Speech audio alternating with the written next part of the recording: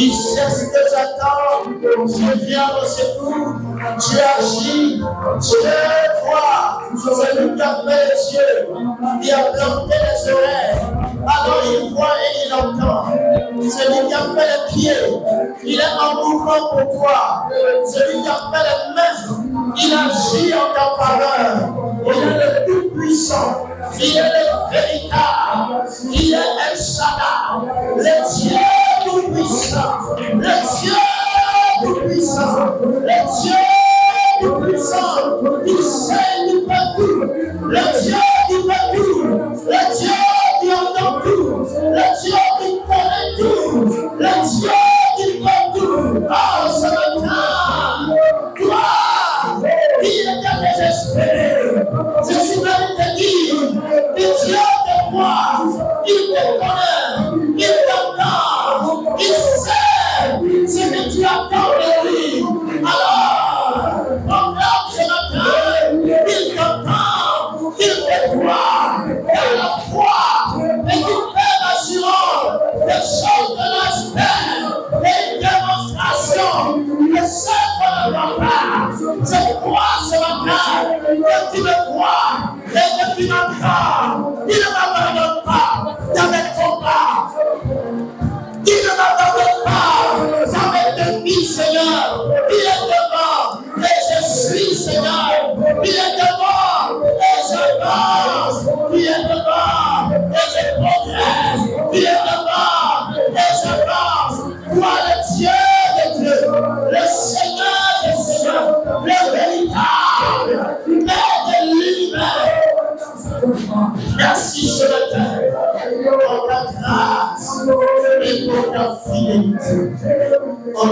Jésus. Est-ce que tu peux acclamer le Seigneur pour toi?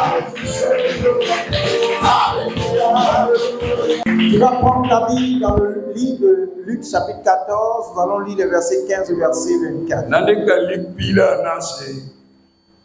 Nous allons jeûner dans cette dernière semaine. Nous allons commencer le jeûne le 27.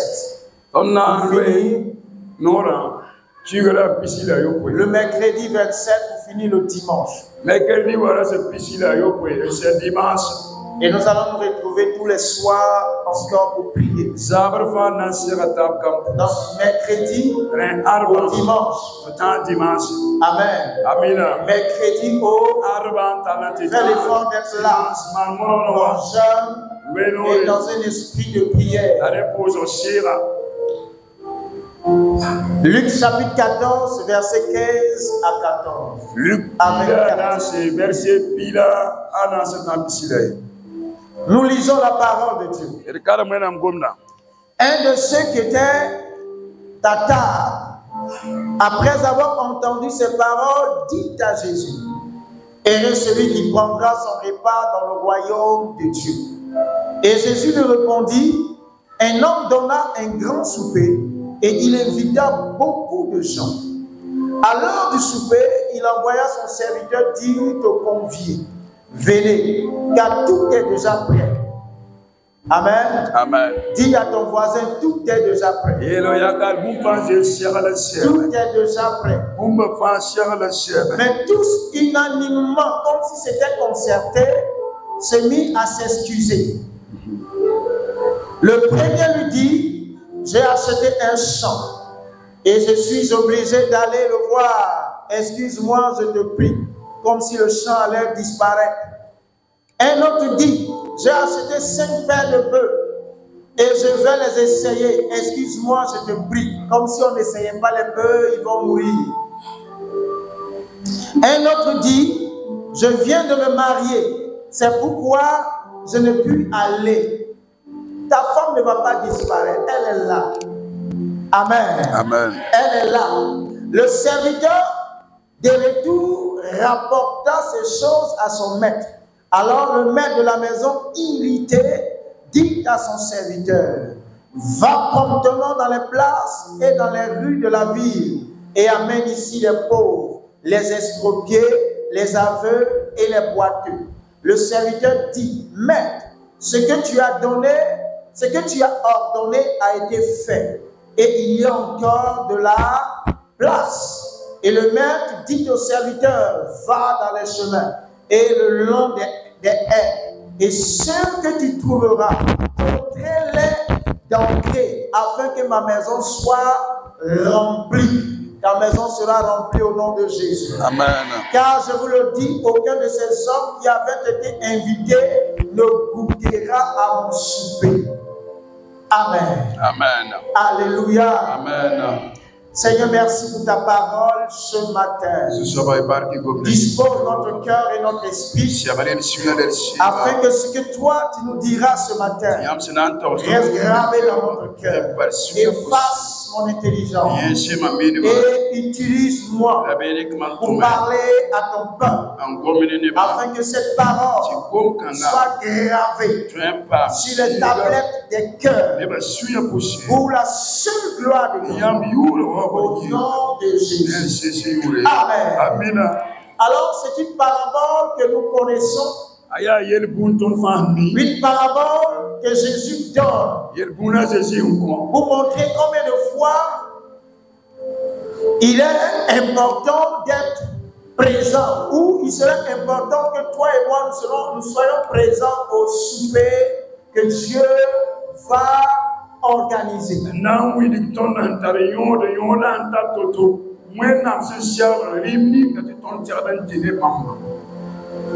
C'est un homme qui dit à Jésus: alors ceux qui vont manger, qui seront assis à la table dans le royaume pour souper, seront heureux. Jésus ne dit pas cet homme qui l'a menti. Mais au contraire, Jésus va dans ce sens pour montrer combien de fois il sera important de participer à ce souper, participer à ce repas. Il y avait au départ des personnes qui avaient reçu des invitations en bon et due forme pour être là à ce programme. Mais lorsque tout était prêt, Jésus dit que le roi envoya ses serviteurs à les rappeler aux invités que tout était prêt. En temps normal, on ne devait pas leur rappeler cela. Pourquoi? Parce que quand on t'invite, l'heure et le jour sont précisés. Mais ces personnes ont ignoré l'invitation. C'était très loin de l'invitation que Dieu leur avait adressée. Alors Dieu, dans son amour, ne va pas tenir compte de leur erreur. Il va envoyer des serviteurs pour leur rappeler que tout était prêt et qu'ils devaient venir souper. Alors, ils se mettent à dire, je viens de me marier, je ne peux aller, je viens d'acheter un champ, je ne peux aller, je viens d'acheter 5 paires de bœufs, je dois les essayer, et je peux également aller. Alors, le roi dit à ses serviteurs, allez, et envoyez-moi ici ceux qui n'étaient pas prévus, ceux-là qui n'étaient pas prévus, je n'aurais pas. Allez chercher-les, amenez-les ici, afin qu'ils prennent la place. Ceux-là qui ont reçu solennellement des invitations, mais qui de manière délibérée ont décidé de ne pas venir. Et quand le serviteur sort, il va, il rencontre ces personnes qui n'étaient pas informés, mais ils sont quand même allés. Ils sont allés, ils n'ont pas cherché à avoir un protocole. Non, pourquoi je n'ai pas reçu de telle invitation? Ils sont allés. La simplicité de leur cœur leur a permis d'occuper une position qui ne leur était pas destinée. Qui ne leur était pas destinée. Dans le plan originel de Dieu. Mais la simplicité de leur cœur leur a permis de répondre. Et oui. Et ils sont allés. Ils sont allés. Ils ont répondu présent à l'invitation. Et le roi dit, mais il y a encore de la place. Sors et va. Allez-y encore. Dans les chemins. Tout ce que vous allez rencontrer, obligez-les dans la version français courant. Il est dit obligez-les à entrer. Et le thème de mon message ce matin, c'est la grâce de la contrainte. La grâce de la contrainte.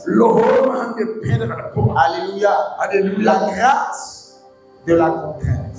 Le roi dit, allez, tout ce que vous trouverez, obligez-les à entrer. Parce que certains, certainement, auront des programmes, auront des choses à faire. Moi, Dieu, je vous donne le pouvoir, je vous donne le mandat pour les obliger contre leur gré contre leur gré, obligez-les, même s'il faut les menotter, même s'il faut les attacher, même s'il faut les traîner, même s'il faut les menacer, menacez-les pour qu'ils viennent à ce souper. C'est pourquoi ce matin, je veux dire, vous savez, nous sommes les ouvriers de la dernière heure. Et dans cette catégorie, Dieu va utiliser pour quelques personnes la grâce de la contrainte pour nous forcer à entrer là où il voudrait que nous entrions. Dieu va nous obliger, Dieu va obliger une catégorie de personnes à être là où lui il souhaiterait qu'il soit et non pas là. Il voudrait être. C'est ça la grâce de la contrainte. Jésus dit, le roi dit à tes serviteurs, obligez-les. Et l'heure est venue où Dieu, par son esprit, va obliger plusieurs à entrer dans leur destinée. Dieu va obliger plusieurs. Dieu va contraindre plusieurs à prendre le chemin qui a ouvert devant eux. Et pendant que je parle, si tu étais une personne qui n'avait pas une destinée, qui n'était pas invité, qui n'était pas compté, car il est convié. Alors ce matin, la grâce de la contrainte commence à se positionner sur ta vie, commence à se positionner sur ta vie pour guider tes pas, pour orienter ta vie là où Dieu vous a dit de choix. Au nom de Jésus, car je vous assure, dans la grâce de la contrainte, les débuts peuvent être douloureux. Les débuts peuvent être un point de pleurs, de tristesse, parce que j'avais un programme.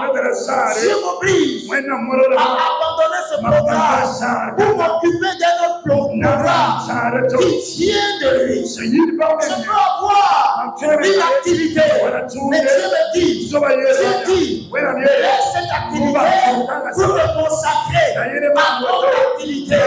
Dis-moi ne pas comprendre, qui va pleurer, qui va te plaindre, qui va te lamenter, qui va être même désespéré, qui va même croire qu'on t'a pris, qu'on t'a kidnappé. Mais laisse-moi te dire ce matin, c'est un kidnapping au bout du terre. Il sera couronné de gloire, il sera couronné de succès, il sera couronné d'élévation. C'est un kidnapping au bout du terre. Il sera acclamé. Et tu vas commencer à manger les meilleures productions du pays et de la nation. Au nom de Jésus, lorsque la grâce de la contrainte vient sur toi, tu ne peux plus faire ce que tu veux. Mais tu sens que Dieu t'abandonne pas. Tu ne veux pas y aller. Mais Dieu t'abandonne. Laisse-toi aller. La fête sera merveilleuse. Sera merveilleuse. Ces hommes ont été comptés. Ils se sont laissés. D'autres ont crié. Au secours! Au secours! On m'enlève! Au secours! On me sépare de ma famille. Tu seras peut-être séparé de ta famille. Mais à la fin, tu réuniras ta famille. Dans la grâce de la contrainte, au départ, peut t'éloigner de la famille, peut t'éloigner de ce qui est ta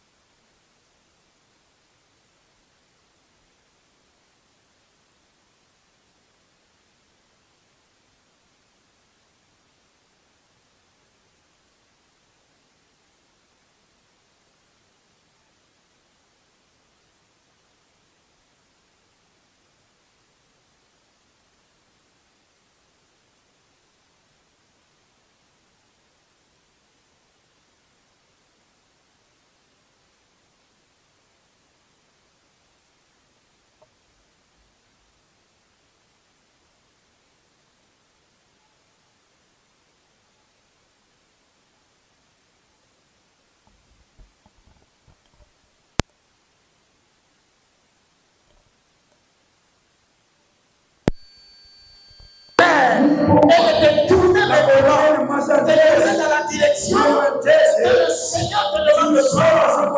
Car à ce grand banquet, tu seras honoré, tu seras acclamé, tu seras un invité d'honneur. Je vais vous donner un des exemples bibliques. Il vit maintenant, ni dans les conditions difficiles.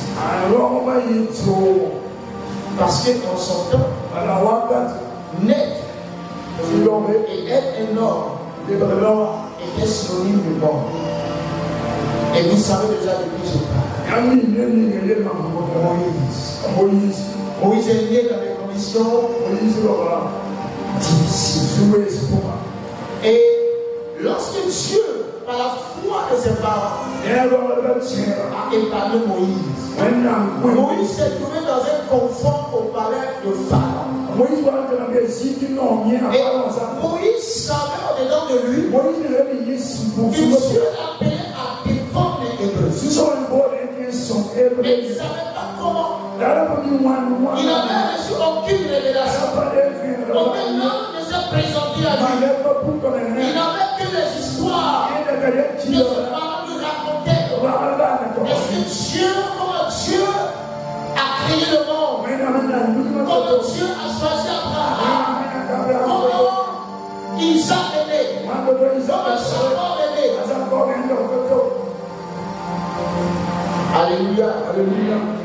Mais la grâce de la contrainte va pousser Moïse à commettre un crime. Et dans cette situation, la grâce de la contrainte va l'éloigner du palais de Pharaon. Il va se retrouver dans un désert. Un désert habité à des montagnes. Il quitte le palais. Il se retrouve au milieu de montagnes. Mais Dieu était en train de le faire entrer dans sa destinée. Sans même son côté. Dieu lui avait donné une direction. Parce que le monde sur la terre, Dieu s'est révélé à lui sur cette montagne. Un hôtel avait été bâti. Ses aïeux avaient rencontré Dieu sur cette montagne. De la contrainte, sans que Moïse ne le sache, a conduit Moïse sur cette montagne. Et Dieu va se révéler à lui. Quand Dieu va se révéler à lui, Dieu va lui dire, retourne dans l'Égypte. Sans toi l'Éternel, j'ai entendu les cris, j'ai entendu les pleurs de mon peuple. Regardez choisi. Regardez le choix qui s'est fait. Sans même que Moïse ne soit au courant. Mais je vois très bien. Dieu va te choisir pour faire des choses. Tu n'étais pas informé. Parce que Dieu est souverain. Il est souverain. Il va avoir une rencontre. C'est au cours de cette rencontre que tu vas comprendre que ce chemin de douleur que tu vas traverser, c'est pas pour le rencontrer quelque part. Pour qu'il te donne ta décision.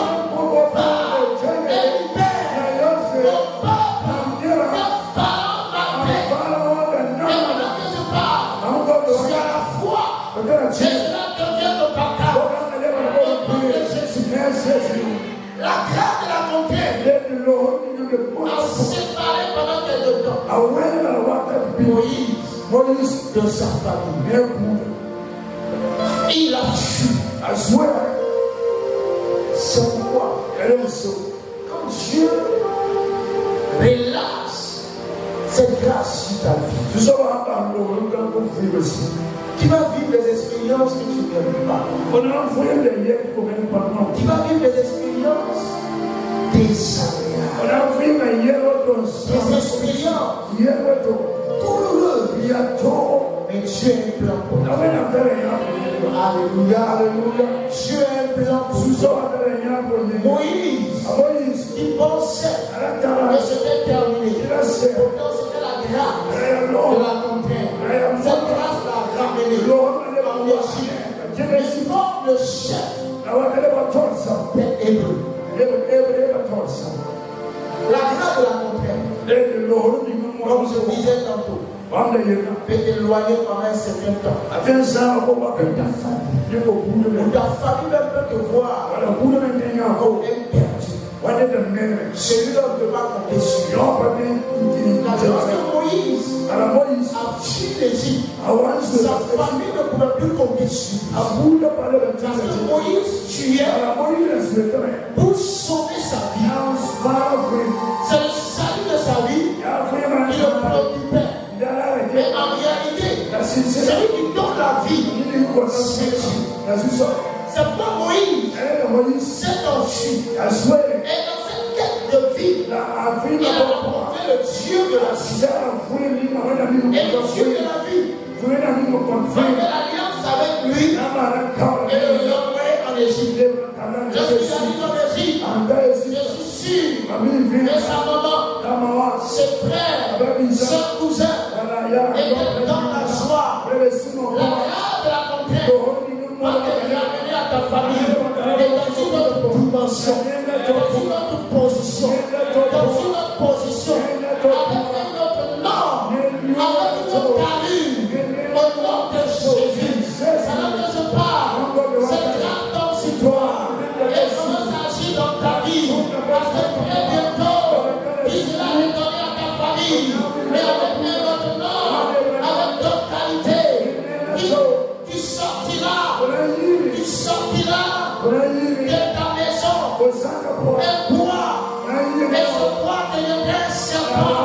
Le miracle t'accompagnera, la grâce t'accompagnera, le surnaturel t'accompagnera, au nom de Jésus. C'est ce que la grâce de la contrainte apporte dans la vie de celui-là qui est choisi.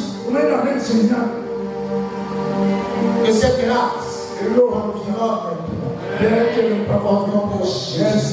Est-ce que tu peux acclamer le Seigneur?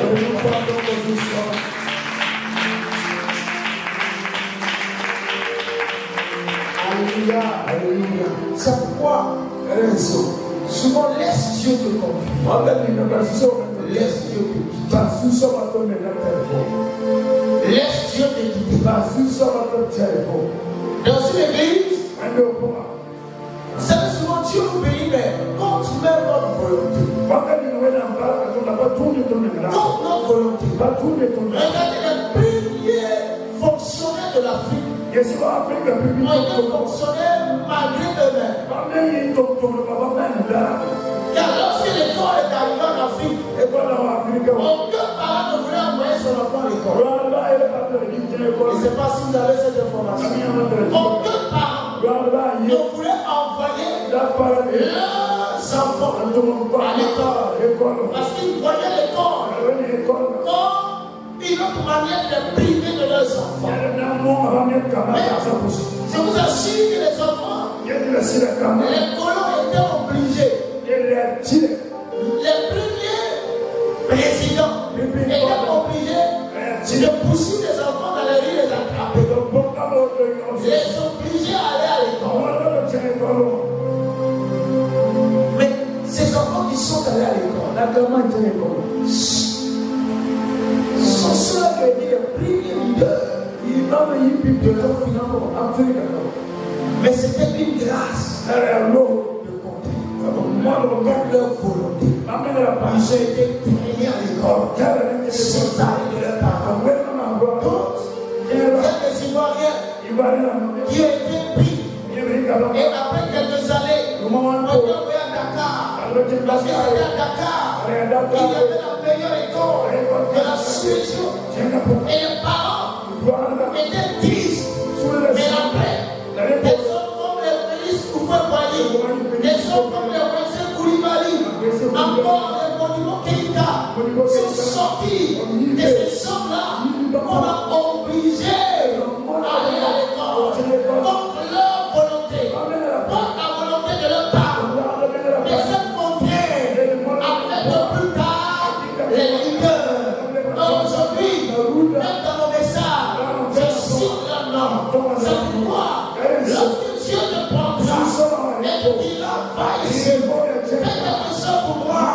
Tu ne peux pas comprendre. Mais parce que c'est Dieu accepte ta vie. Quand tu t'assis sur la table, la finalité de cette trajectoire, tu positionnes la machine. Tu seras un modèle, un exemple de succès, un exemple de réussite. Je prends comme un exemple. Lorsque nous mettons, nous avons nos enfants, nous les servons. Quand ils sont tout petits, innocents, nous les servons. Tout le monde veut les faire des bisous. Mais après, quand tu commences à pousser les dents, la Bible dit comment il y a un autre commence à te voir. Si vous ne pouvez pas demander au moment qui allait, les enfants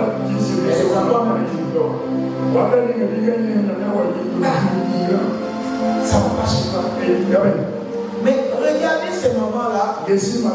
Arrivé à cet moment que l'enfant découvre d'autres horizons. L'enfant est séparé. C'est une grâce. Mais il passe par la compagnie. Parce que la mère veut que son enfant découvre d'autres mères qui vont lui permettre de grandir. Parce qu'arrivé à un certain âge, le lait maternel, bien même que complet, ne peut plus aider l'enfant à grandir et à être en bonne santé. Donc l'enfant est séparé. Et la première nuit ou la première journée vous séparez. Mais c'est des pleurs. C'est des pleurs. Toute la nuit. La maman ne dormira pas. Mais la maman tiendra. Parce qu'elle sait qu'elle est en train d'envoyer son enfant sur le chemin de croissance, sur le chemin d'indépendance, sur le chemin de grandeur. Alléluia. Et quand l'enfant finit par comprendre, vous savez pas qu'il va commencer à adorer le lait, le yaourt, le chocolat, même le poulet, le poisson. Il mange plus d'entendre. Alors qu'avant, il ne se contentait que du lait. Mais la mère qui a compris, le père qui a compris, même ayant la douleur de voir l'enfant pleurer, ils savent. Et c'est le bien-être de l'enfant. Alléluia. Alléluia. Et quand il commence à voir, malheureusement aujourd'hui, à 2 ans de jour, il va à l'école. Nous, au moins, on est resté un peu à côté de nos parents. Aujourd'hui, à 2 ans, va à l'école. On achète un petit sac. Pleurer. Quand il laisse l'enfant, je me souviens la première fois que je suis allé laisser, la première fois il était comme on ne connaissait pas. Donc il est resté, je suis allé le chercher. La deuxième journée, il m'a attrapé comme ça. Il va pas. Ça chauffé. Je l'ai laissé comme ça. Je partais et j'entendais ce cri. Mais c'était nécessaire. Alléluia. C'était nécessaire. Voilà, aujourd'hui il est en vacances. Mais quand il se réveille le matin, il ne va pas. Demain je vais à l'école. Quand je dis non, il dit mais pourquoi papa? Je vais à l'école. Mais pourtant pour cette même école, il a pleuré. C'est pas qu'il y a des grâces. Parce que Dieu veut nous faire entrer. Nous allons pleurer. Nous n'allons pas comprendre. Mais à la fin, nous allons y prendre plaisir. Que le Seigneur nous donne. Nous faisons partie de ces ouvriers qui empruntent le chemin malgré les pleurs, malgré les pleurs, malgré l'incompréhension, d'avancer et de ne pas abandonner au nom de Jésus. Il y a, je ne sais pas si je vous ai déjà raconté cette histoire, un homme dans une église au Nigeria. Il allait, c'était un homme pendait au bord de la voie. Et il va au culte. Sa mère spirituelle le regarde et dit, avant la fin de ce mois, tu seras aux États-Unis. Le monsieur regarde sa mère. Maman, je n'ai pas de passeport. Je n'ai rien. Je n'ai même pas prévu. La maman lui dit, et c'est par l'Éternel. Avant la fin de ce mois, il sera aux États-Unis. Bon, le gars, il a dit Amen parce que c'est ça.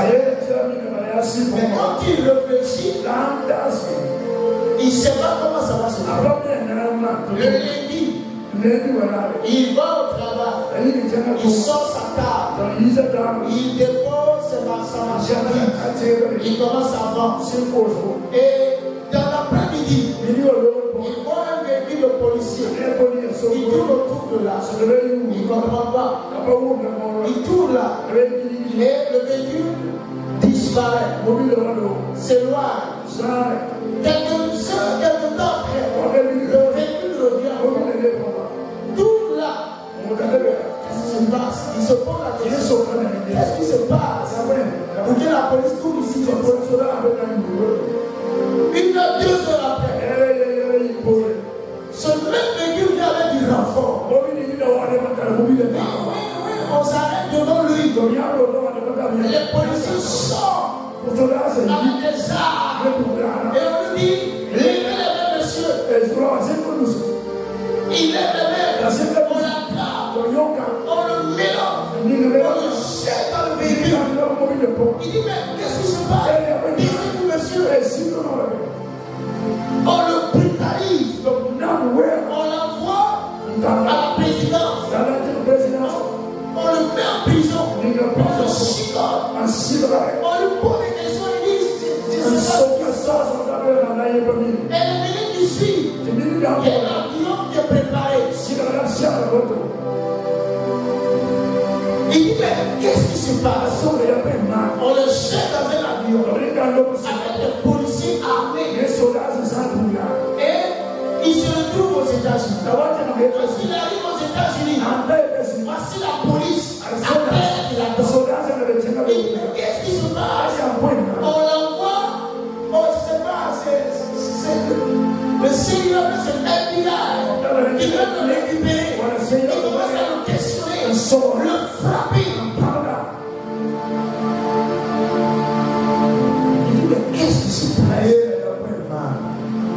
Il comprend. Et quelque temps après, il y a un appel.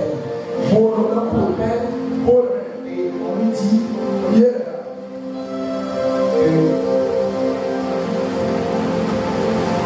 est-ce qu'il a un frère jumeau?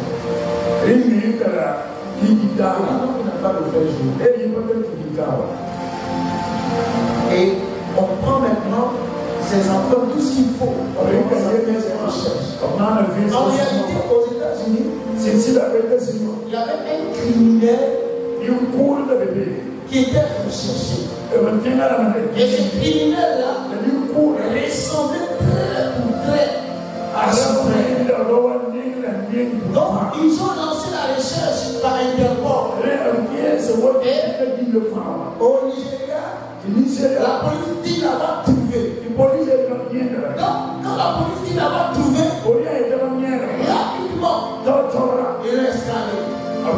Et c'est après des fous, des recherches qui vont découvrir. Et ce n'était pas lui. Mais la prophétie s'est accomplie. Dans la douleur, mais ça s'est accompli.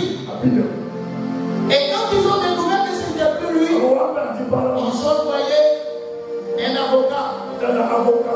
Ils ont envoyé des personnes. Commencez à s'excuser. Bon, excusez-nous, monsieur. Nous nous sommes trompés sur notre personne. C'était une erreur. Et on l'enlève de la cellule, on l'envoie quelque part, on lui donne le vêtement, et on lui dit, s'il veut un avocat,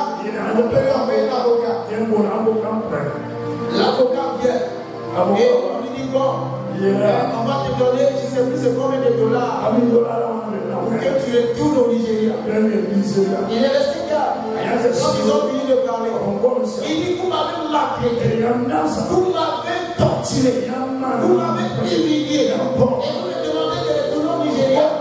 Ce que je demande, c'est la nationalité américaine. Et toutes les commodités pour pouvoir demeurer sur votre sol. Les gens sont suivis. Le monsieur a eu la nationalité. Et il est devenu un citoyen américain. C'est pourquoi je vous dis, il y a des grâces, il y a des accomplissements qui se font dans la douleur. Le démarrage sera une incompréhension totale. Le démarrage sera des pleurs, sera un chaos total. Même si tu restes fidèle, tu vas t'asseoir à la table des grands et tu vas souper avec le roi des rois. Tu vas souper avec de grandes personnalités. C'est ce que la grâce de la confiance réalise dans la vie de ceux qui se laissent aller. Est-ce que tu comprends? Ce monsieur aujourd'hui, il est basé aux États-Unis. Mais quand sa mère disait, avant la fin de ce mois, il sera aux États-Unis. Lui, il a pensé c'est aller faire une demande de visa. Voici moi qui va aux États-Unis. La grâce de la contrainte. Souvent, tu sautes des états dans la douleur. Il n'a pas de passeport. Il n'a pas de visa. Il n'a même pas acheté son billet d'avion. Il est monté chou. Mais dans les pleurs. Et c'est ce qui s'est passé également pour Joseph. Joseph, Dieu lui a dit, descends. Qui sera grand? Ton frère se prosterneront. Même ton père et ta mère se prosterneront. Bon, Joseph, il regarde, il pense que il ira dans les meilleures universités du pays pour avoir le meilleur diplôme du pays pour atteindre ce niveau. Mais Dieu avait un autre chemin pour Joseph. La Bible dit pendant qu'il cherchait ses frères à se chercher, ses frères disent, voici le rêveur, saisissons-nous de lui et jetons-le dans un puits. Et nous verrons ce que développons ses sons. Et la Bible dit que parmi le son Ruben a entendu cela, il a décidé de le sauver. Mais malgré cela, ils l'ont jeté dans une citerne sans eau. Et le frère, pour lui, il avait à l'esprit de le sauver. Alors qu'il est allé chercher le moyen pour venir sauver Joseph. Dieu, dans son plan, il dépasse l'imagination de l'homme, a permis aux autres frères de Joseph aussi, parce que les Israélites passés par là, ils ont vendu Joseph. Quand il est revenu avec ses moyens pour sauver Joseph, Joseph n'est plus là. C'est pourquoi souvent, il peut demander de l'aide à l'homme qui peut sauver, mais souvent, quand il vient là, tu n'es plus à ta place. Tu n'es plus à sa portée. Et Joseph est allé avec les Israélites, à tout Israël, la faute. Ça, c'est la tempête. Et il arrive en Égypte.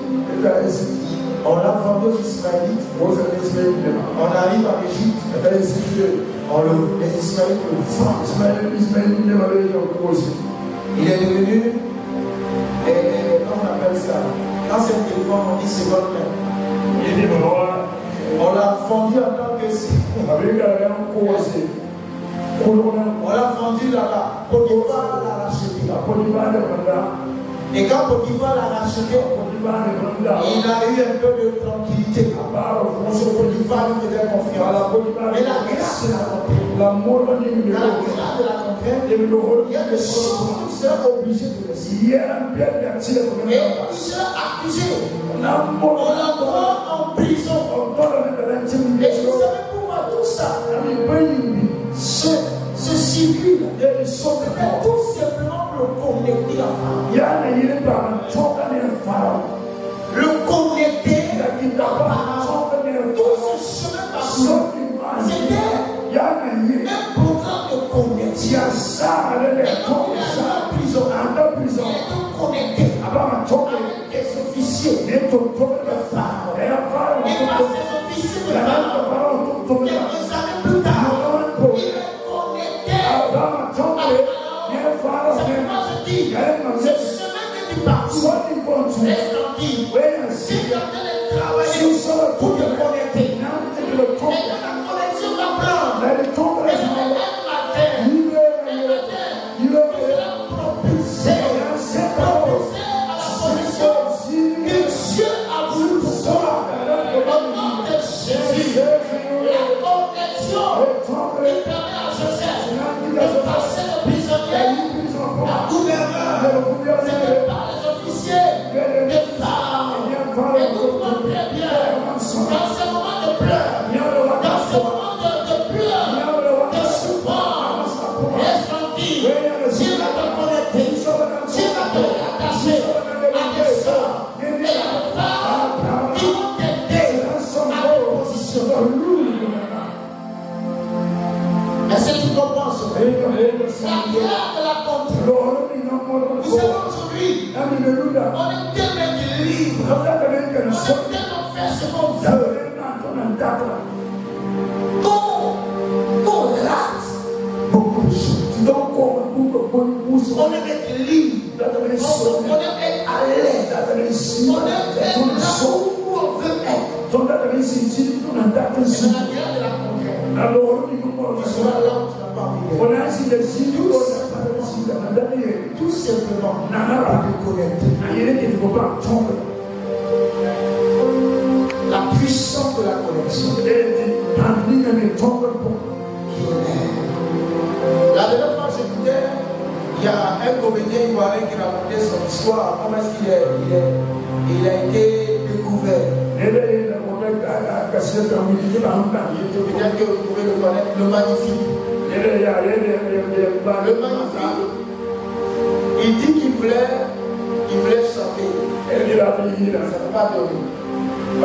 Il voulait jouer au ballon. Il jouait un peu bien quand même. On l'a blessé. Et quand on l'a blessé, c'était difficile. Il cherche, parce qu'à l'école aussi, on ne peut pas aller à et dans ses recherches, quelqu'un lui dit, viens être vigile. Et quand il va pour être, parce que quand tu vas pour être vigile, c'est pas quand tu choisis là où on est. Il dit quand il a été vigile, son premier lieu, son premier poste, c'était pour aller sur un cimetière. Un cimetière. Et il dit c'est la suite que une de ses connaissances lui dit il y a un service quelque part. Viens là-bas, tu vas être vigile. Et c'est comme ça qu'il est allé. Et la société est dans la publicité. Et c'est comme ça, étant vigile. Et quand il était là-bas, il voyait des artistes venir qui voyaient seulement à la télé. Mais dans cette entreprise-là, un jour, ils ont voulu faire la publicité d'un produit. Et on cherchait une chanson pour accompagner la publicité. Et il a lu cette chanson. Et il a fait quelque chose. Le lendemain, quand le patron est venu, on l'a présenté, on dit c'est bon. C'est bon. Et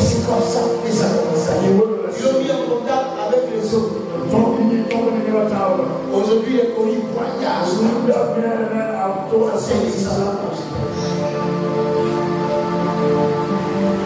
Est-ce que tu as l'impression que ne pas être à ta place? Non, tu es entre les mains de Dieu.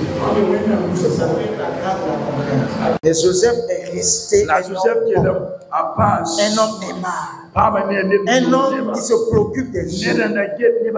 Un prisonnier qui se préoccupe des autres prisonniers.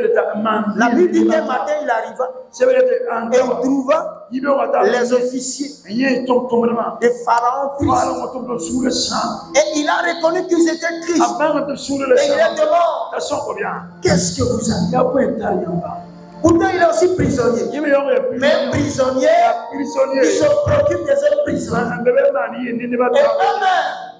ils étaient dans leur pays. Mais lui, il n'était pas dans son pays. Mais il avait un cœur bon. Et il a pu établir la relation avec eux. C'est pourquoi ne laisse pas la situation te rendre. On amène le faire. Parce que tu peux rencontrer quelqu'un qui va te donner du travail. Tu peux rencontrer quelqu'un qui va même vouloir t'épouser. Tu peux rencontrer quelqu'un qui va vouloir te mettre en contact avec quelqu'un. Mais si tu es amer, ton amertume va repousser les gens. Que la grâce de la contrainte ne te rende point amer. Que la grâce de Dieu garde dans un esprit de bonté, un esprit de douceur, un esprit d'amour, un esprit de miséricorde. Au nom de Jésus, est-ce que tu peux acclamer? Nous allons prier sur la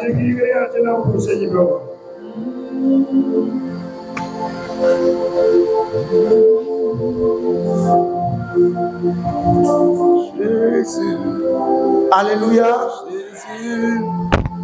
Tu n'as même pas besoin que je commence à parler pour que tu commences à prier.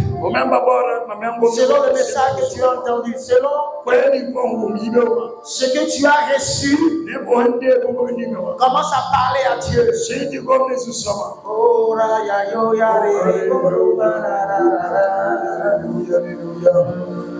Oh Sakara Baba Shikiri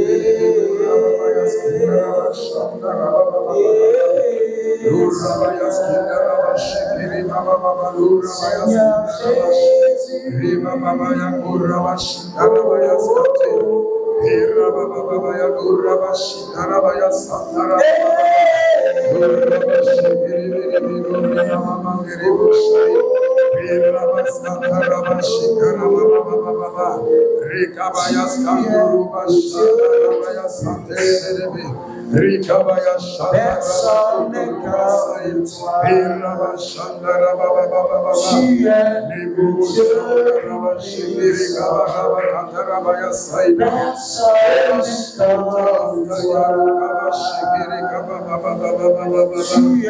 Oh Dieu, le Dieu, Seigneur. Ce que tu dis, c'est ce que continue de prier. Prie le Seigneur et que la grâce de la contrainte qui est sur ta vie, lui te conduise maintenant, te conduise jusqu'entrer dans la présence de cette royauté, dans la présence, là où le Seigneur te veut, que tu puisses te retrouver en ce lieu. Je n'entends pas ta voix, je n'entends pas ta voix, je n'entends pas ta voix. Je n'entends pas ta voix. Je n'entends pas ta voix. Je n'entendrai pas, Seigneur. Je resterai ferme. Je marcherai et j'attendrai, Seigneur. J'attendrai l'accomplissement de ton plan dans ma vie. Je attends l'accomplissement de ton plan. Je n'abandonnerai pas. Je ne laisserai pas. Je ne lâcherai pas. Oui, Seigneur, je ne retournerai pas pour me perdre. Non, mais je resterai sur le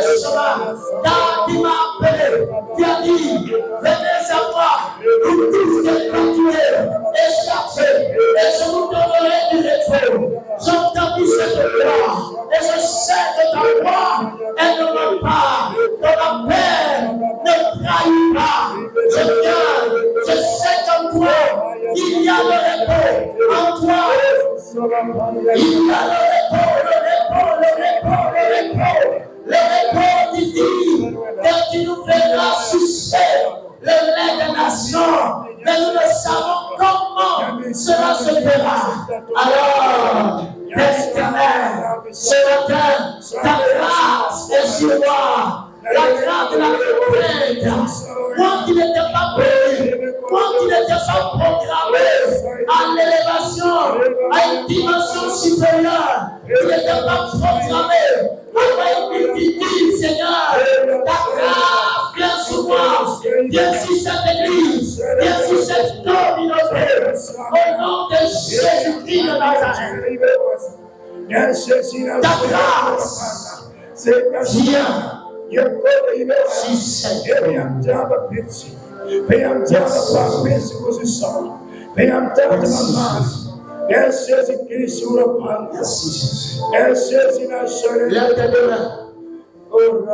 Et proclame avec moi, Seigneur Jésus, ta grâce, qui m'a saisi, demeure sur moi. Je sais que c'est une grâce de contrainte. Mais je crois que toi qui m'appelles, tu as le pouvoir de me mener jusqu'à mon port, de me conduire jusqu'à ma destinée. Même avec les larmes, je vais avancer. Même avec des blessures, je vais progresser. Même avec la perte de personnes importantes, je veux avancer, Seigneur. Même avec le mépris, le rejet des hommes autour de moi, je veux avancer. Car il m'a promis, il a dit que devant moi, il entendra, il va toquer et il fera de moi une bénédiction.